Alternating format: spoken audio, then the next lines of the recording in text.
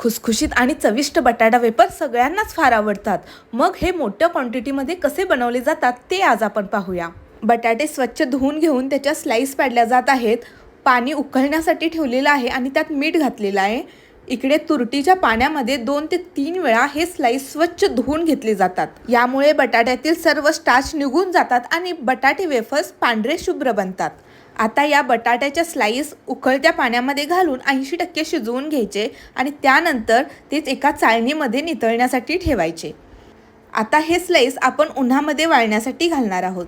तुषार मसालेमध्ये पारंपरिक पद्धतीने बनवलेले पारंपरिक चवीचे मसाले तर आहेतच, पण आता कोणत्याही मशीनचा वापर न करता अगदी घरगुती पारंपरिक पद्धतीने बनवलेले सर्व उन्हाळीचे पदार्थ देखील इथे उपलब्ध आहेत.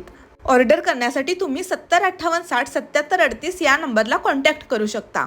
आपला सर्व लेडीज स्टाफ आता हे चिप्स उन्हात वाळत घालत आहेत. ऊन खूप लागत असल्यामुळे त्यांना आता हे कोकम सरबत देत आहे. मशीनला फक्त वेग असतो आणि हाताला चव असते. मग ती चव आपल्याला मशीन देईल का?